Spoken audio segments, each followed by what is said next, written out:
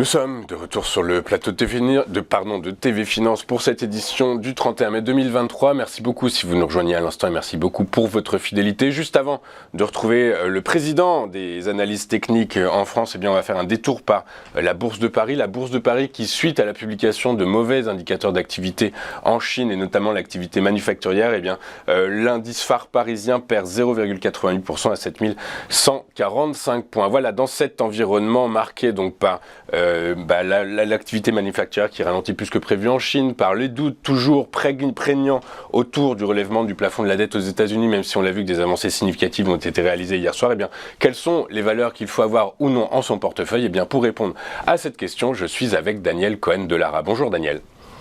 Bonjour Louis-Antoine. Bonjour Daniel, merci d'être avec nous ce matin. Comme tous les mercredis, vous êtes président de l'AFAT, l'Association française des analystes techniques. Et avec vous aujourd'hui, on va s'intéresser à un secteur défensif, c'est celui de la santé. Le secteur de la santé qui pourrait bénéficier à moyen terme de toutes les avancées autour de l'intelligence artificielle et notamment sur la réduction du délai de mise sur le marché des médicaments. Aujourd'hui, ce délai est en moyenne de 8 ans. Tout reste à savoir maintenant s'il pourrait être réduit. Si on s'intéresse donc au secteur de la santé via le stock 600 Healthcare, on se rend compte qu'il est dans une dynamique haussière depuis déjà pas mal de temps. Bien, vous avez presque tout dit, Louis-Antoine, bravo. Alors, on a ici un graphique qui est en données hebdomadaires sur 2 ans, depuis le mois de mai 2021. On a effectivement une tendance haussière que je considère comme moyennement bien construite. Moyennement bien construite parce que une belle tendance haussière, c'est une tendance dans laquelle les cours vont de la branche haute à la branche basse du canal, alors que là, vous voyez, on est venu toucher la branche haute, on descend un peu, on revient, on redescend un peu plus, on revient. Là, on est venu toucher la branche basse, on remonte un peu, on vient retester cette branche basse. Donc, c'est une tendance, un peu pas aléatoire, elle est haussière. Là, il y a absolument rien à dire. Donc, dans ces circonstances, il faut faire très attention, il faut bien regarder les niveaux qui sont les niveaux fondamentaux.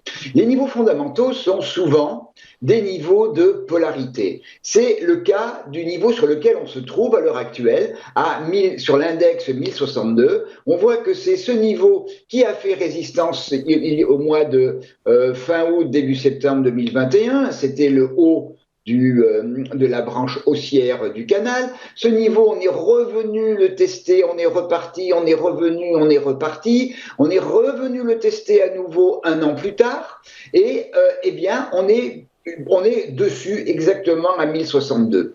On a également une zone qui est vraiment pour moi la zone support fondamentale, c'est celle justement du gap qui a été ouvert le mois dernier, début avril. C'est une zone entre 1000 et 1013 et on voit également qu'au-delà de la fonction de gap, ce niveau de 1013, il a fait résistance ici, il a fait support, il a refait résistance, idem pour le niveau de 1000. Donc on a une grosse zone de support dans laquelle en plus va passer l'oblique basse du canal haussier dans 2 à 3 semaines et qui est vraiment la zone à regarder pour espérer, si on y revient, espérer un rebond. Donc, la situation actuelle est la suivante. Premier point, on casse la zone 1062-1085. Cette zone-là,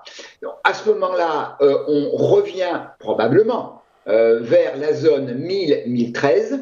Si on casse cette zone 1000-1013, le niveau fondamental inférieur en dessous, c'est ce niveau ici à 962, qui est le dernier plus bas dans ce mouvement haussier, et casser 962 impliquerait très probablement de revenir dans une troisième zone encore plus basse, qui est la zone 909-921. Et ce mouvement haussier, serait totalement invalidé. A contrario, si on arrivait en clôture hebdomadaire à franchir 1085, ce mouvement haussier continuerait avec comme objectif 1131, 1177 et pourquoi pas l'oblique haute, la branche haute du canal haussier du secteur de la santé.